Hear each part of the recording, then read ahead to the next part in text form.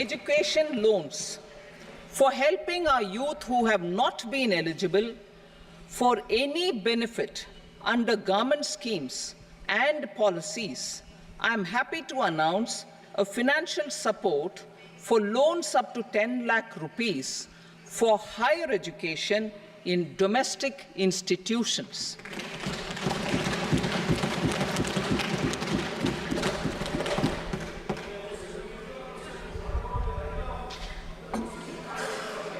E-vouchers for this purpose,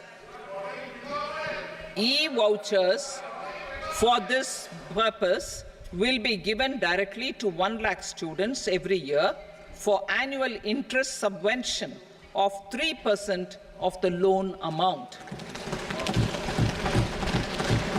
Priority 3, inclusive human resource development and social justice, saturation approach. Our government is committed to all-round, all-pervasive, and all-inclusive development of people, particularly farmers, youth, women, and the poor. For achieving social justice comprehensively, the saturation approach of covering all eligible people through various programs, including those for education and health, will be adopted to empower them by improving their capabilities. Implementation of schemes meant for supporting economic activities by craftsmen, artisans, self-help groups, scheduled caste, scheduled tribe, and women entrepreneurs and street vendors such as the PM Vishwakarma, PM Swanidhi, National Livelihood Missions, and Stand Up India will be stepped up. Purvodaya. The states in the eastern part of the country are rich in endowments and have strong cultural traditions.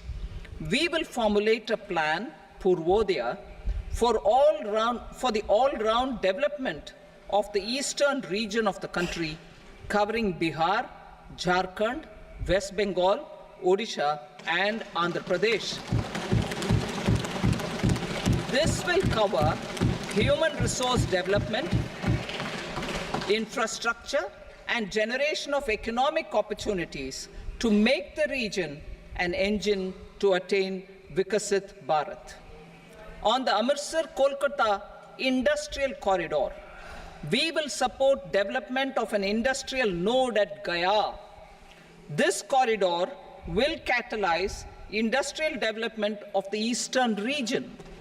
The industrial node at Gaya will also be a good model for developing our ancient centers of cultural importance into future centers of modern economy. This model shall showcase Vikas B, Virasat B in our growth trajectory. We will also support development of road connectivity projects, namely 1. Patna-Purnia Expressway, 2. Buxar-Bhagalpur Expressway, 3. Bodh Gaya, Rajgir, Vaishali and Darbhanga spurs, and 4. Additional 2-lane bridge over River Ganga at Buxar at a total cost of 26,000 crore rupees.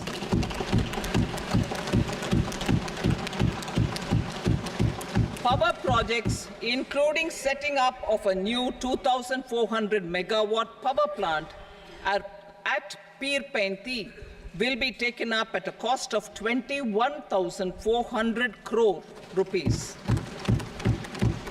New airports, medical colleges, and sports infrastructure in Bihar will be constructed.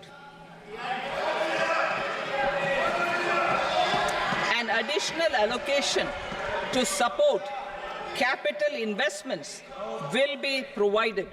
The requests of Bihar government for external assistance from multilateral development banks will be expedited.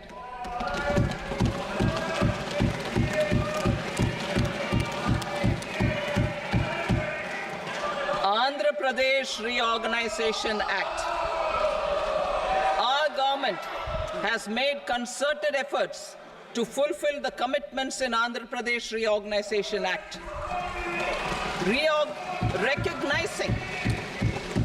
Recognizing the state's need for the capital, recognizing the state's need for a capital, we will facilitate special financial support through multilateral development agencies. In the current financial year, 15,000 crore rupees will be arranged with additional amounts in future years.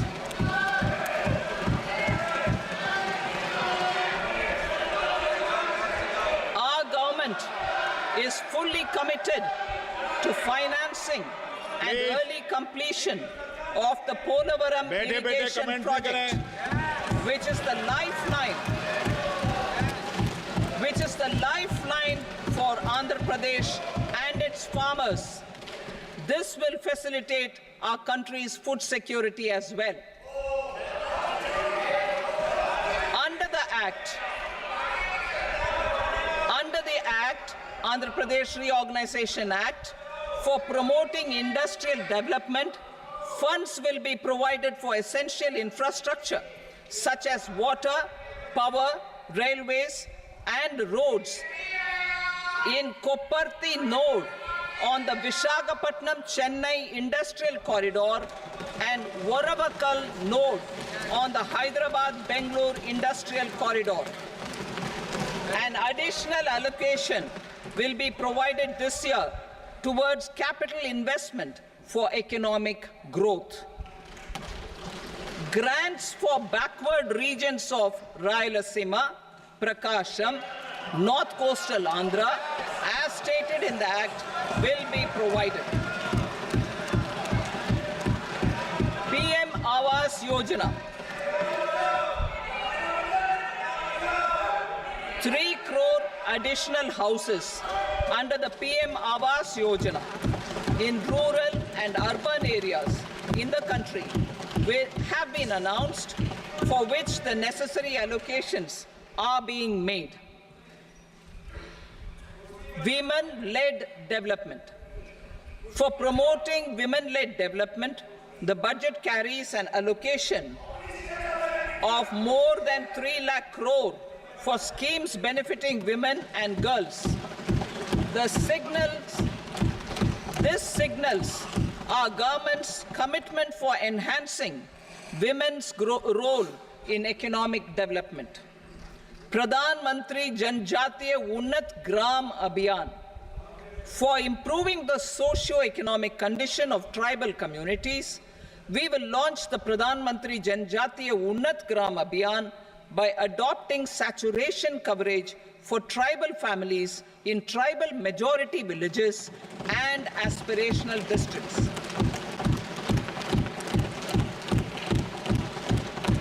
This will cover 63,000 villages, benefiting 5 crore tribal people. Bank branches in northeastern region.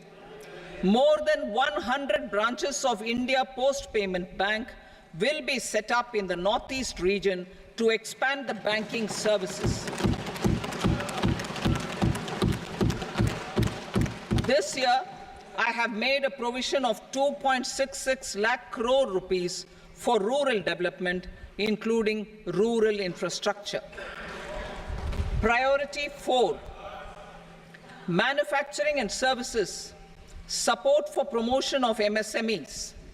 This budget provides special attention to MSMEs and manufacturing, particularly labor-intensive manufacturing. We have formulated a package covering financing, regulatory changes, and technology support for MSMEs to help them grow and also compete globally, as mentioned in the interim budget. I am happy to announce the following specific measures. Credit guarantee scheme for MSMEs in the manufacturing sector. For facilitating term loans to MSMEs for purchase of machinery and equipment without collateral or third-party guarantee, a credit guarantee scheme will be introduced. The scheme will operate on pooling of credit risks of such MSMEs. A separately constituted self-financing guarantee fund will provide to each applicant guarantee cover up to 100 crore rupees, while the loan amount may be larger. The borrower will have to provide an upfront guarantee fee and an annual guarantee fee on the reducing loan balance. New assessment model for MSME credit. Public sector banks will build their own in-house capability to assess MSMEs for credit instead of relying on external assessment. They will also take a lead in developing or getting developed a new credit assessment model based on the scoring of digital footprints of the MSMEs in the economy. This is expected to be a significant improvement over the traditional assessment of credit eligibility based only on asset or turnover criteria. That will also cover MSMEs without a formal accounting system. Credit support to MSMEs during stress period. I'm happy to announce a new mechanism for facilitating continuation of bank credit to MSMEs during their stress period while being in special mention account, SMA stage, for reasons beyond their control. MSMEs need credit to continue their business and to avoid getting into the NPA stage. Credit availability will be supported through a guarantee from a government-promoted fund. Mudra loans. The limit of Mudra loans will be enhanced to 20 lakh from the current 10 lakh for those entrepreneurs who have availed and successfully repaid previous loans under the Tarun category. Enhanced scope for mandatory onboarding in trades. For facilitating MSMEs to unlock their working capital by converting their trade receivables into cash, I propose to reduce the turnover threshold of buyers for mandatory onboarding on the trades platform from rupees 500 crore to 250 crore rupees. This measure will bring 22 more CPSCs and 7,000 more companies onto the platform.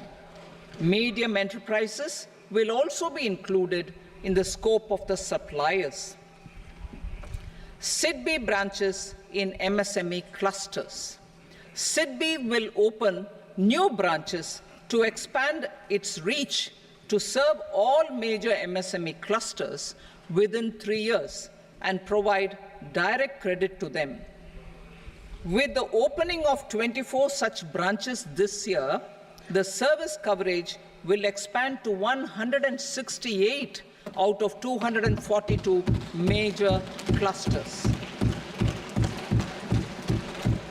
MSME units for food irradiation, quality and safety testing.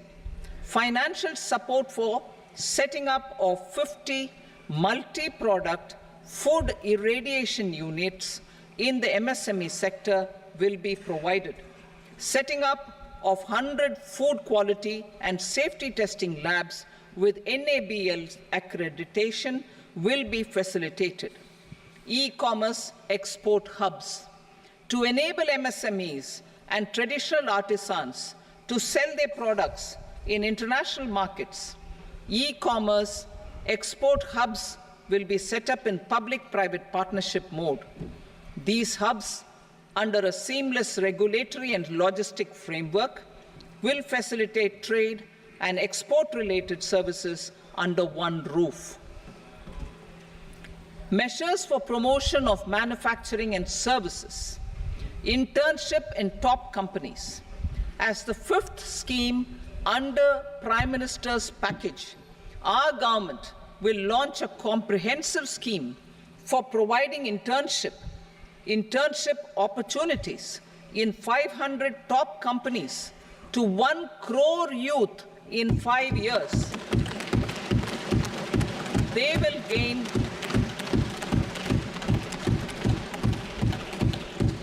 will gain exposure for 12 months to real-life business environment, varied professions, and employment opportunities. An internship allowance of 5,000 per month, 5,000 rupees per month, along with a one-time assistance of 6,000 rupees will be provided. Companies will be expected to bear the training cost and 10% of their internship cost from their CSR funds. Industrial parks. Our government will facilitate development of investment-ready, plug-and-play industrial parks with complete infrastructure in or near 100 cities in partnership with the states and private sector by better using town planning schemes. 12 industrial parks under the National Industrial Corridor Development Program also will be sanctioned.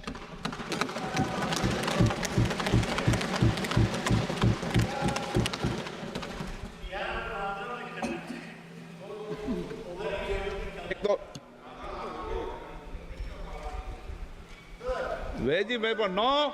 Please, Patty.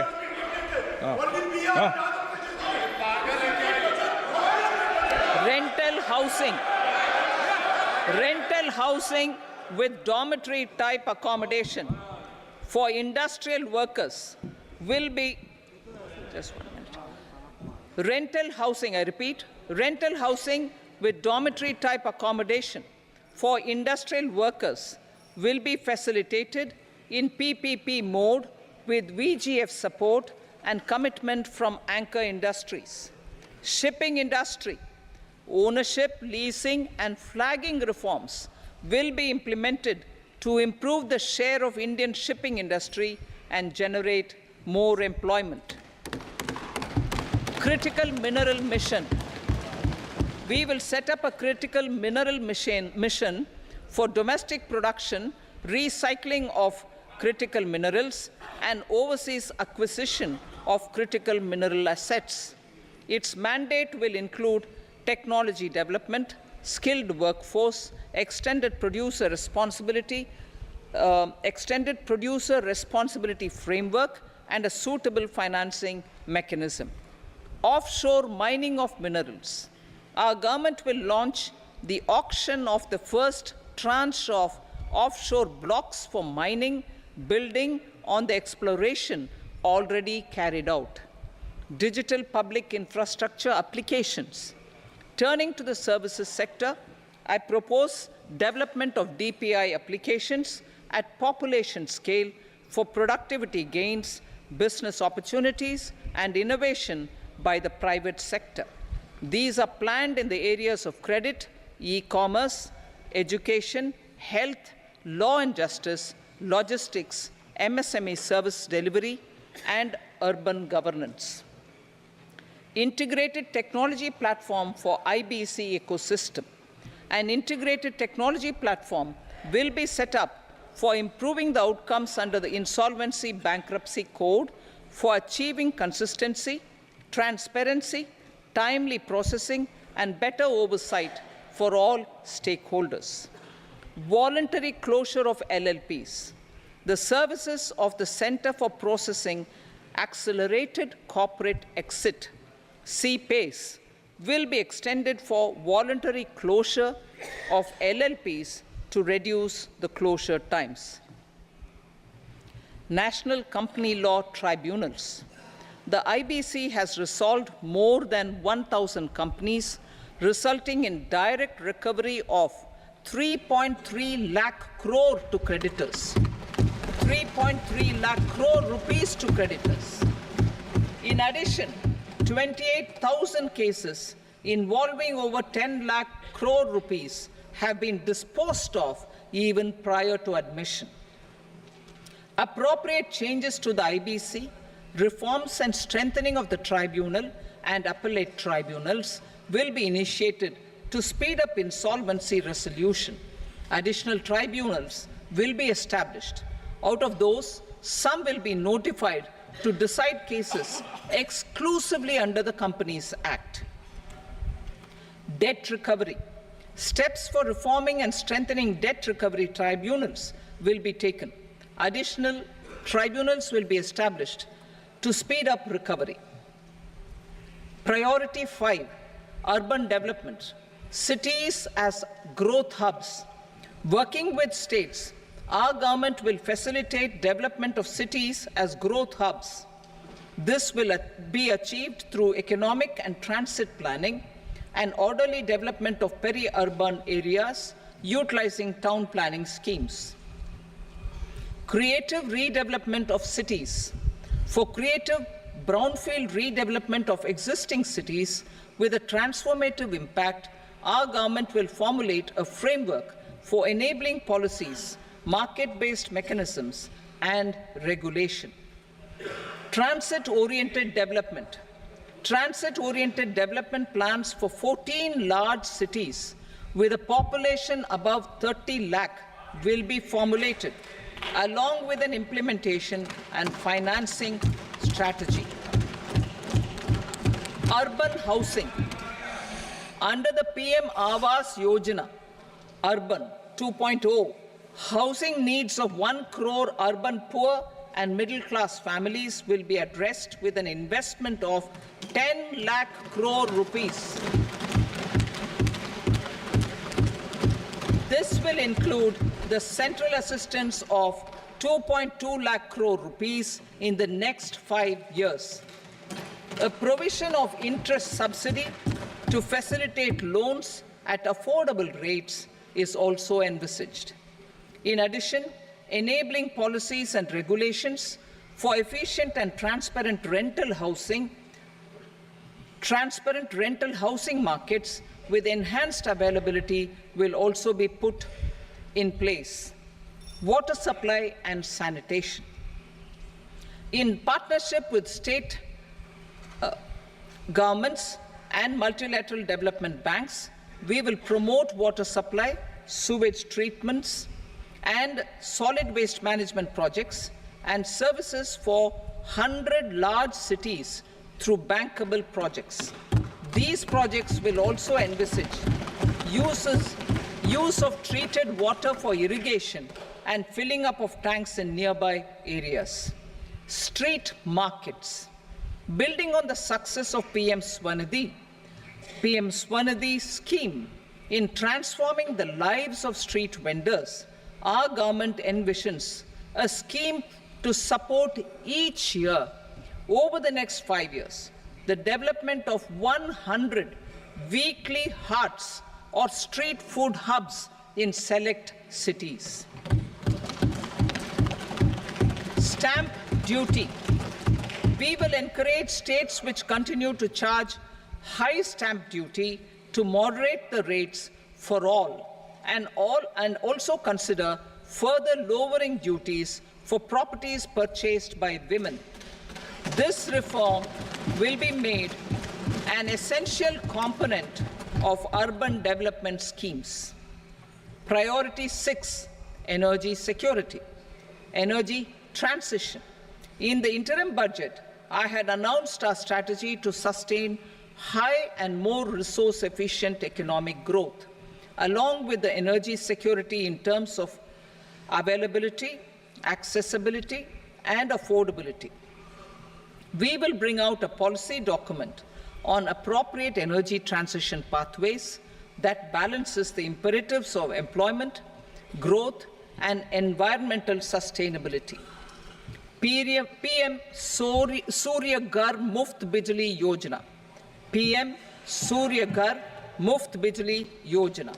In line with the announcement in the interim budget,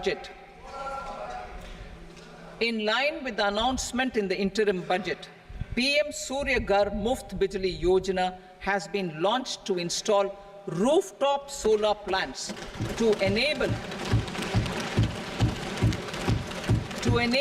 1 crore households obtain free electricity up to 300 units every month.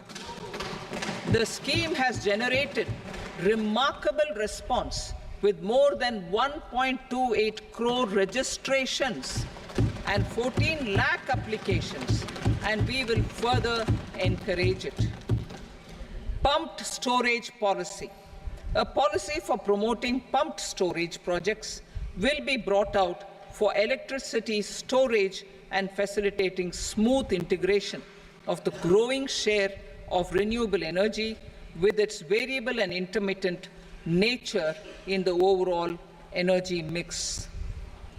Research and development of small and modular nuclear reactors. Nuclear energy is expected to form a very significant part of the energy mix for Vikasit Bharat. Towards that pursuit, our government will partner with the private sector for 1. Setting up Bharat Small Reactors, 2. Research and development of Bharat Small Modular Reactor, and 3. Research and development of newer technologies for nuclear energy. The R&D funding announced in the interim budget will be made available for this sector also. Advanced ultra supercritical thermal power plants. The development of indigenous technology for advanced ultra supercritical thermal power plants with much higher efficiency has been completed. A joint venture between NTPC and BHEL will set up a full-scale 800 megawatt commercial plant using AUSC technology. The government will provide the required fiscal support. Moving forward, development of indigenous capacity for the production of high-grade steel and other advanced metallurgy materials for these plants will result in strong spin-off benefits for the economy. Roadmap for hard-to-abate industries. A roadmap for moving the hard-to-abate industries from energy efficiency targets to emission targets will be formulated. Appropriate regulations for transition of these industries from the current perform, achieve, and trade mode to Indian carbon market mode will be put in place. Support to traditional micro and small industries. An investment-grade energy audit of traditional micro and small industries in 60 clusters, including brass and ceramic, will be facilitated. Financial support will be provided for shifting them to cleaner forms of energy and implementation of energy efficiency measures. The scheme will be replicated in another 100 clusters in the next phase. Priority 7, infrastructure investment by central government. Significant investment the central government has made over the years in building and improving infrastructure has had a strong multiplier effect on the economy. We will endeavor to maintain strong fiscal support for infrastructure over the next 5 years in conjunction with imperatives of other priorities and fiscal consolidation.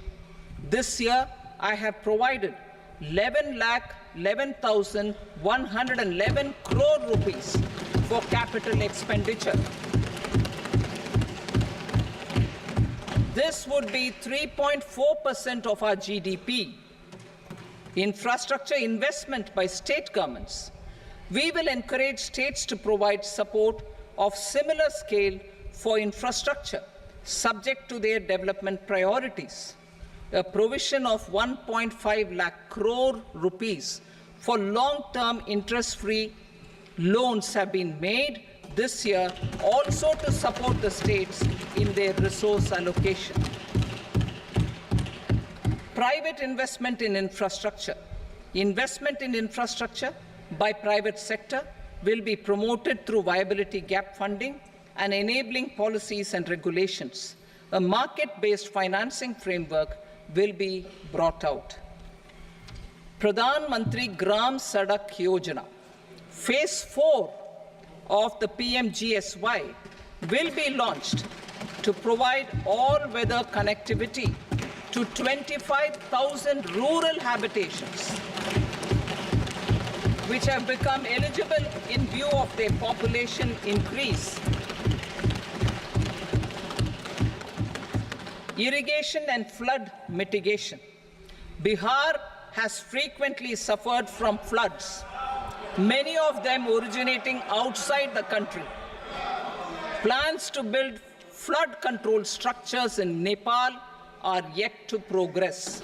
Our government, through the Accelerated Irrigation Benefit Program and other sources, will provide financial support for projects with estimated cost of 11,500 crore rupees, such as the Kosi-Michi intra-state link and 20 other ongoing and new schemes, including barrages, river pollution abatement, and irrigation projects. In addition, survey and investigation of Kosi-related flood mitigation and irrigation projects will be undertaken.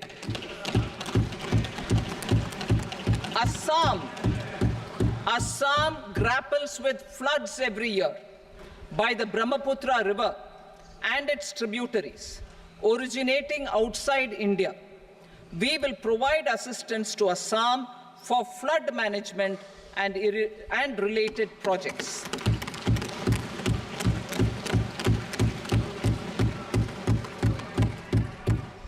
Himachal Pradesh suffered extensive losses due to floods last year. Our government will provide assistance to the state for reconstruction and rehabilitation through multilateral development assistance.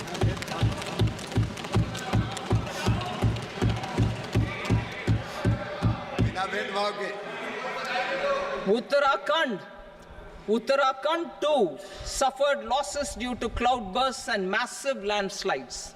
We will provide assistance to the state. Recently, Sikkim witnessed devastating flash floods and landslides that wreaked havoc across the state. Our government will provide assistance to the state. Tourism has always been a part of our civilization. Our efforts in positioning India as a global tourist destination will also create jobs, stimulate investments, and unlock economic opportunities for other sectors. In addition to the measures outlined in the interim budget, I propose the following measures. Vishnupad Temple at Gaya and Mahabodhi Temple at Bodh Gaya in Bihar are of immense spiritual significance. Comprehensive development of Vishnupad Temple Corridor and Mahabodhi Temple Corridor will be supported, modeled on the successful Kashi Vishwanath Temple Corridor to transform them into world-class pilgrim and tourist destinations.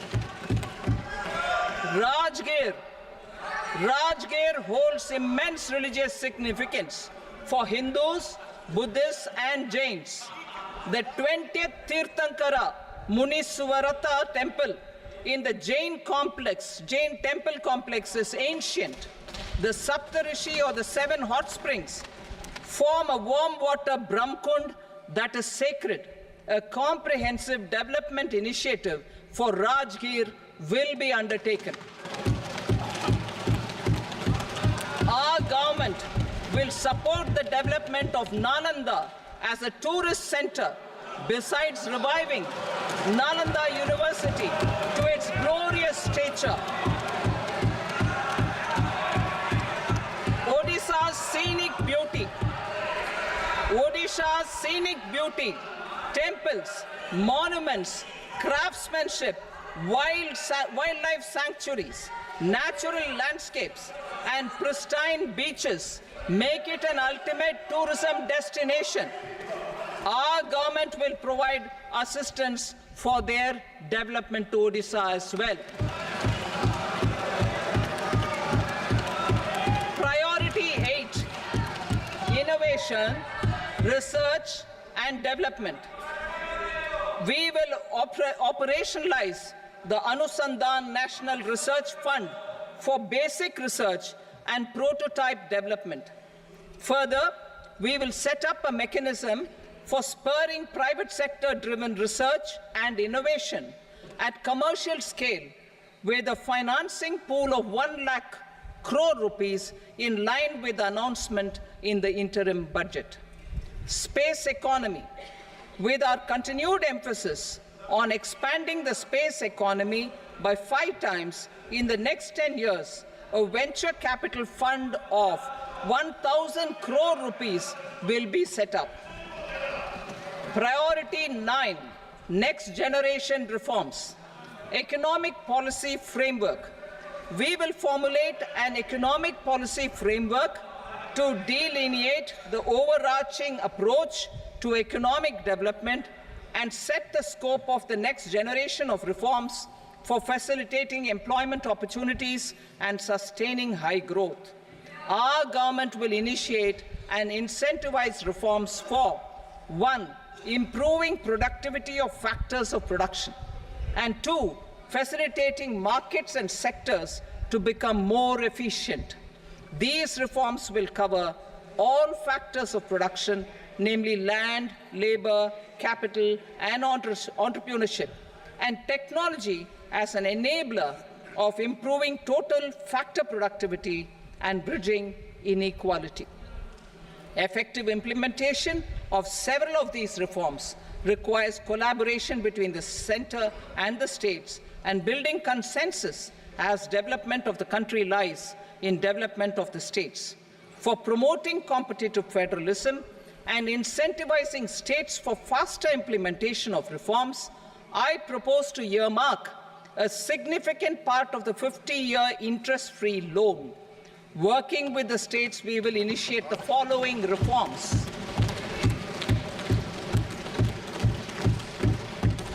Land-related reforms and actions, both in the rural and urban areas, will cover land administration, will cover 1. Land administration, planning and management, and 2. Urban planning usage and building bylaws. These will be incentivized for completion within the next 3 years through appropriate fiscal support. Rural land-related actions. Rural land-related actions will include 1.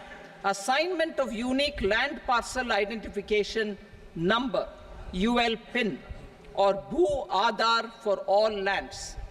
2. Digitization of cadastral maps. 3. Survey of subdivisions, survey of map subdivisions as per current ownership. 4. Establishment of land registry. And 5. Linking to the farmers registry. These actions will also facilitate credit flow and other agricultural services. Urban land-related actions. Land records in urban areas will be digitized with GIS mapping. An IT-based system for property record administration, updating, and tax administration will be established. These will also facilitate improving the financial position of urban local bodies. Labor-related reforms. Services to labor. Our government will facilitate the provision of a wide array of services to labor, including those for employment and skilling. A comprehensive integration of e-Shram portal with other portals will facilitate such one-stop solution. Open architecture databases for the rapidly changing labor market, skill requirements, and available job roles, and a mechanism to connect job aspirants with potential employers and skill providers will be covered in these services. Shram Suvidha and Samadhan Portal. Shram Suvidha and Samadhan Portal will be revamped to enhance ease of compliance for industry and trade. Capital and entrepreneurship related reforms, financial sector vision and strategy. For meeting financing needs of the economy, our government will bring out a financial sector vision and strategy document to prepare the sector in terms of size, capacity, and skills. This will set the agenda for the next 5 years and guide the work of the government, regulators, financial institutions, and market participants. Taxonomy for climate finance. We will develop taxonomy for climate finance for enhancing the availability of capital for climate adaptation and mitigation. This will support achievement of the country's climate commitments and green transition. Variable capital company structure. We will seek the required legislative approval for providing an efficient and flexible mode for financing leasing of aircrafts and ships and pooled funds of private equity through a variable company structure. Foreign direct investments and overseas investment. The rules and regulations for foreign direct investment and overseas investments will be simplified to 1. Facilitate foreign direct investments, 2. Nudge prioritization, and 3. Promote opportunities for using Indian rupee as a currency for overseas investment. NPS Vatsalya. NPS Vatsalya, a plan for contribution by parents and guardians for minors, will be started. On attaining the age of majority, the plan can be converted seamlessly into a normal NPS account. Use of technology. We have successfully used technology for improving productivity and bridging inequality in our economy during the past 10 years.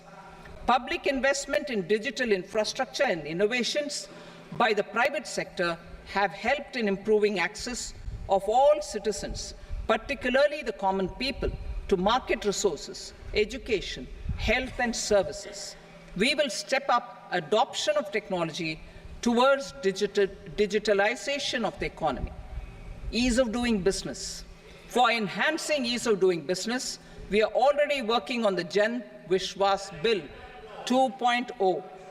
Further, states will be incentivized for implementation of the business reforms, action plans, and digitalization. Data and statistics. For improving data governance, collection, processing and management of data and statistics, different sectoral databases, including those established under the Digital India Mission, will be utilized with active use of technology tools. New pension scheme. The committee to review the NPS has made considerable progress in its work. I'm happy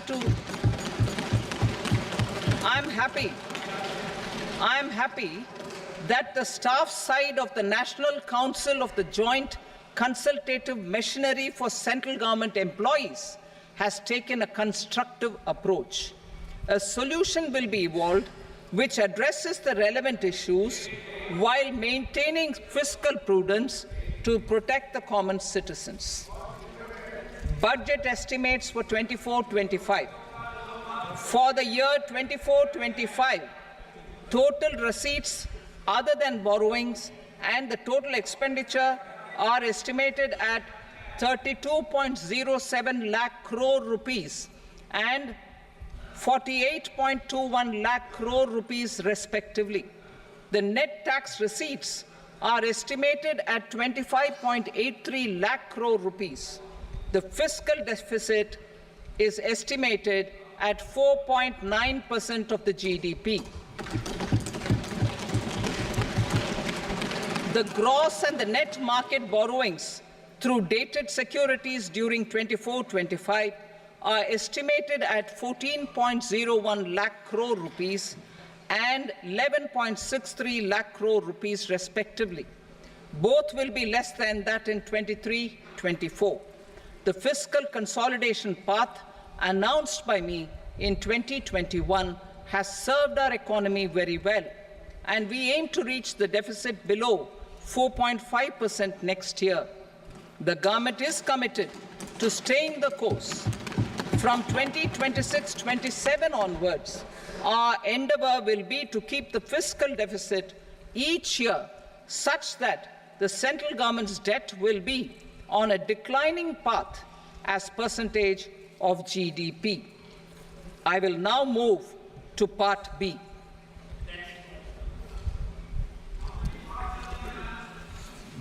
Indirect taxes.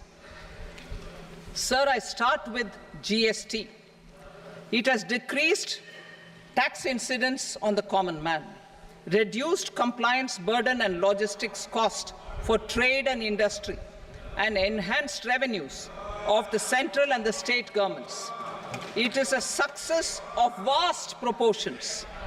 To multiply the benefits of GST, we will strive to further simplify and rationalize the tax structure and endeavor to expand it to the remaining sectors. My proposals for customs duties intend to support domestic manufacturing, deepen local value addition, promote export competitiveness, and simplify taxation while keeping the interest of the general public and consumers surmount. In Budget 22-23, we reduced the number of customs duty rates. I propose to undertake a comprehensive review of the rate structure over the next 6 months to rationalize and simplify it for ease of trade, removal of duty inversion, and reduction of disputes. I shall now take up sector-specific customs duty proposals. Medicine and medical equipments. To provide relief to cancer patients, I propose to fully exempt 3 more medicines from customs duties.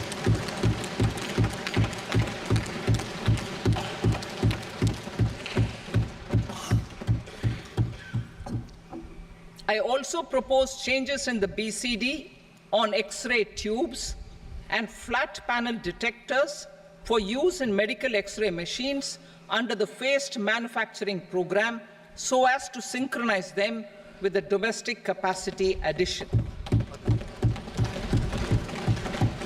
Mobile phone and related parts. With a 3-fold increase in domestic production and almost a 100-fold jump in exports of mobile phones over the last 6 years, the Indian mobile industry has matured. In the interest of consumers, I now propose to reduce the BCD on mobile phone, mobile PCBA, and mobile charger to 15%. Critical minerals. Minerals such as lithium, copper, cobalt, and rare earth elements are critical for sectors like nuclear energy, renewable energy, space, defense, telecommunications, and high-tech electronics. I propose to fully exempt customs duties on 25 critical minerals and reduce BCD on 2 of them. This will provide a major fillip to the processing and refining of such minerals and help secure their availability for these strategic and important sectors. Solar energy. Energy transition is critical in the fight against climate change. To support energy transition, I propose to expand the list of exempted capital goods for use in the manufacture of solar cells and panels in the country. Further, in view of sufficient domestic manufacturing capacity of solar gas, glass, and tinned copper interconnect, I propose not to extend the exemption of custom duties provided to them. Marine products. India's seafood exports in the last financial year touched an all-time high of more than 60,000 crores of rupees. Frozen shrimp accounted for about 2/3 of these exports.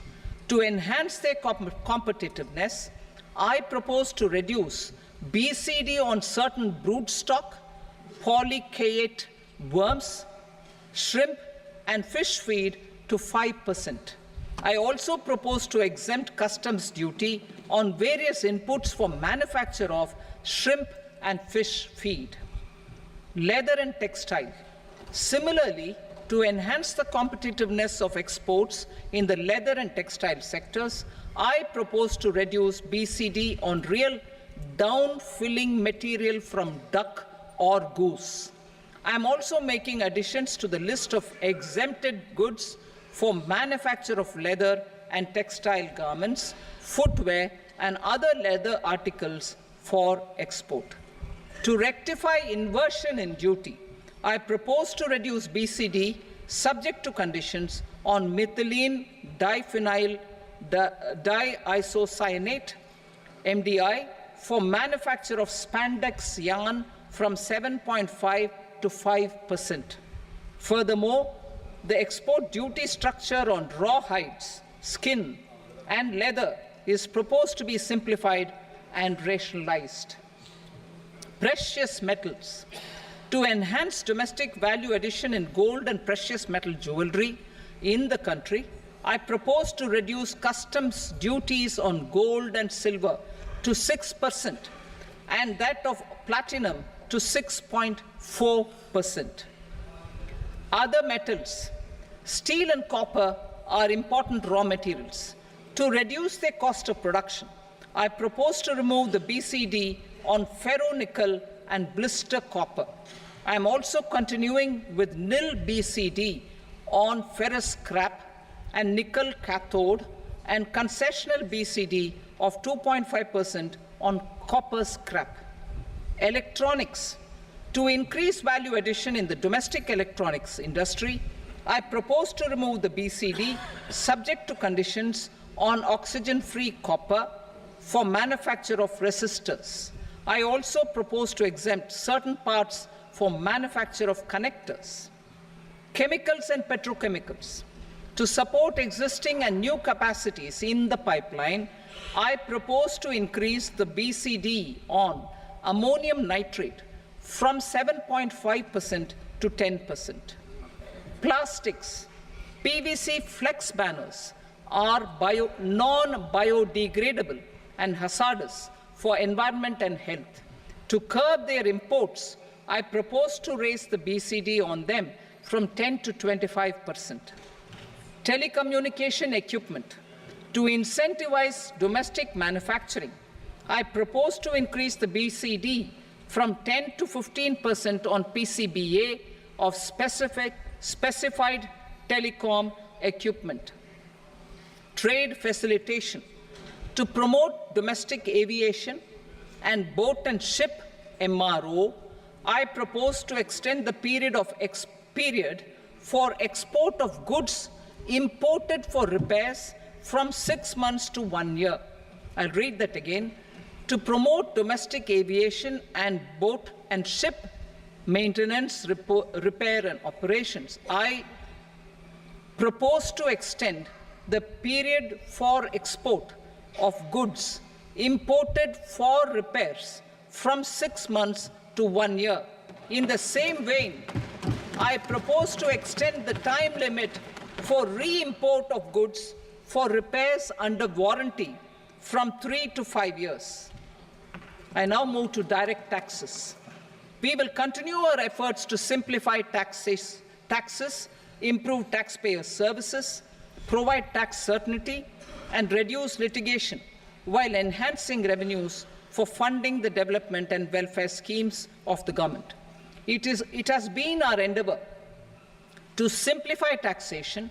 We have taken a number of measures in the last few years, including introduction of simplified tax regimes without exemptions and deductions for corporate tax and for personal income tax. This has been appreciated by taxpayers. 58% of corporate tax came from the simplified tax regime in the financial year 22-23. Similarly, as per data available till now, for the last fiscal, more than 2/3 have availed the new personal income tax regime. Comprehensive review of the Income Tax Act. I am now announcing a comprehensive review of the Income Tax Act 1961. The purpose is to make the Act concise, lucid, easy to read and understand. This will reduce disputes and litigation, thereby providing tax certainty to the taxpayers. I will also bring down the demand embroiled in litigation. It is proposed to be completed in 6 months. A beginning is being made in the Finance Bill by simplifying the tax regime for charities, tedious rate structures, provisions of reassessment and such provisions, and capital gains taxation. Simplification for charities and tedious. Two tax exemption regimes. The two tax exemption regimes for charities are proposed to be merged into one. The 5% tedious rate on many payments is being merged into the 2% tedious rate, and the 20% tedious rate on repurchase of units by mutual funds or UTI is being withdrawn. Tedious rate on e-commerce operators is proposed to be reduced from 1 to 0.1%. Moreover, credit of TCS is proposed to be given in the TDS to be deducted on salary. Further, I propose to decriminalize delay for payment of TDS up to the due date of filing statement for the same. I also plan to provide a standard operating procedure for TDS defaults and simplify and rationalize the compounding guidelines for such defaults. Simplification of reassessment. I propose to thoroughly simplify the provisions for reopening and reassessment. An assessment hereinafter can be reopened beyond 3 years from the end of the assessment year only if the escaped income is 50 lakh rupees or more, up to a maximum period of 5 years from the end of the assessment year. Even in such cases, a time limit of 6 years before the year of the search, as against the existing time limit of 10 years, is being proposed. This will reduce tax uncertainty and disputes. Simplification and rationalization of capital gains. Capital gains taxation is also proposed to be hugely simplified. Short-term gains on certain financial assets shall henceforth attract a tax rate of 20%, while that on all other financial assets and all non-financial assets shall continue to attract the applicable tax rate. Long-term gains on all financial and non-financial assets, on the other hand, will attract a tax rate of 12.5%. For the benefit of the lower and the middle income classes, I propose to increase the limit of exemption of capital gains on certain financial assets to 1.25 lakh rupees per year.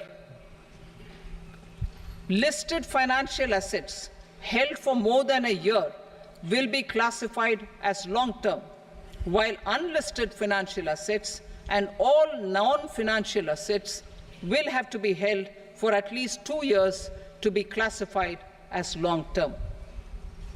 Unlisted bonds and debentures, debt mutual funds, and market-linked debentures, irrespective of holding period, however, will attract tax on capital gains at applicable rates. Taxpayer services. All the major taxpayer services under GST and most services under customs and income tax have been digitalized. All remaining services of customs and income tax, including rectification and order giving effect to appellate orders shall be digitalized and made paperless over the next 2 years. Litigation and appeals. While our concerted efforts to reduce pendency of appeals at various appellate fora are beginning to show good results, it will continue to engage our highest attention. To dispose of the backlog of first appeals, I plan to deploy more officers to hear and decide such appeals, especially those with large tax effect. For resolution of certain income tax disputes pending an appeal, I am also proposing Vivad Se Vishwas Scheme 2024. Further, I propose to increase monetary limits for filing appeals related to direct taxes, excise, and service tax in the tax tribunals, high courts, and Supreme Court to 60 lakh rupees, 2 crore rupees, and 5 crore respectively. With a view to reduce litigation and provide certainty in international taxation, we will expand the scope of safe harbor rules and make them more attractive. We will also streamline the transfer pricing assessment procedure. Employment and investment. I have a few proposals to promote investment and foster employment. First of all, to bolster the Indian startup ecosystem, boost the entrepreneurial spirit, and to support innovation, I propose to abolish the so-called angel tax for all classes of investors. Second, there is tremendous potential for cruise tourism in India. To give a fillip to this employment-generating industry, I am proposing a simpler tax regime for foreign shipping companies operating domestic cruises in the country. Third, India is a world leader in the diamond cutting and polishing industry, which employs a large number of skilled workers. To further promote the development of this sector, we would provide for safe harbor rates for foreign mining companies selling raw diamonds in the country. Fourth, to attract foreign capital for our development needs, I propose to reduce the corporate tax rate on foreign companies from 40 to 35%. Deepening the tax base. I have a couple of proposals for deepening the tax base. First, security transaction tax on futures and options of securities is proposed to be increased to 0.02% and 0.1% respectively. Second, for reasons of equity, I propose to tax income received on buyback of shares in the hands of recipients. Other proposals.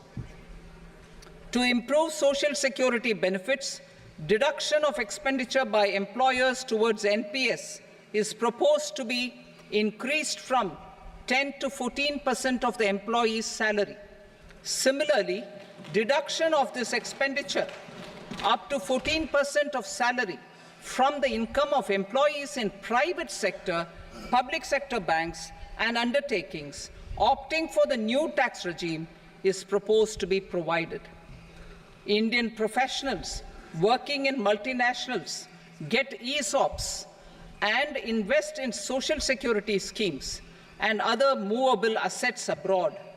Non-reporting of such small foreign assets has penal consequences under the Black Money Act. Such non-reporting of movable assets up to 20 lakh rupees is proposed to be depenalized.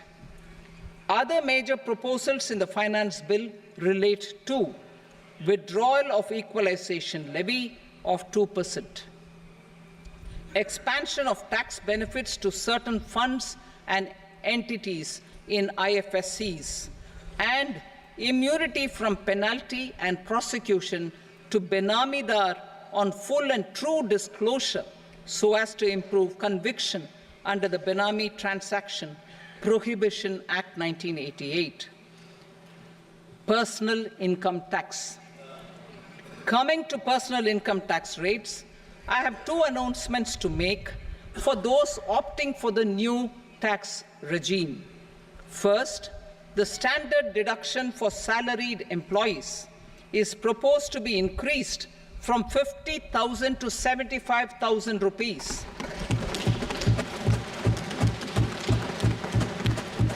Similarly, deduction on family pension for pensioners is proposed to be enhanced from 15,000 to 25,000 rupees. This will provide relief to about 4 crore salaried individuals and pensioners.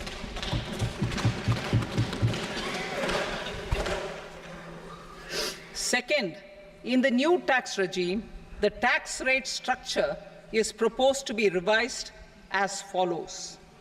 0 to 3 lakh rupees, nil. 3 to 7 lakh rupees, 5%. 7 to 10 lakh rupees, 10%. 10 to 12 lakh rupees, 15%. 12 to 15 lakh rupees, 20%. And above 15 lakh rupees, 30%. As a result of these changes, a salaried employee in the new tax regime stands to save up to 17,500 rupees in income tax.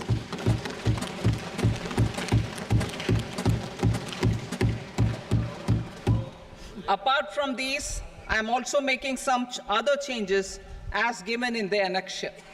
As a result of these proposals, revenue of about 37,000 crore, that is 29,000 crore in direct taxes and 8,000 crore in indirect taxes will be foregone, while revenue of about 30,000 crore rupees will be additionally mobilized. Thus, the total revenue foregone is about 7,000 crores annually. Mr. Speaker, sir, with this, I commend the budget to this august House. Jai Hind.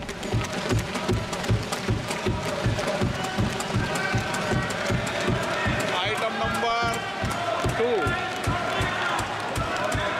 Item number 2.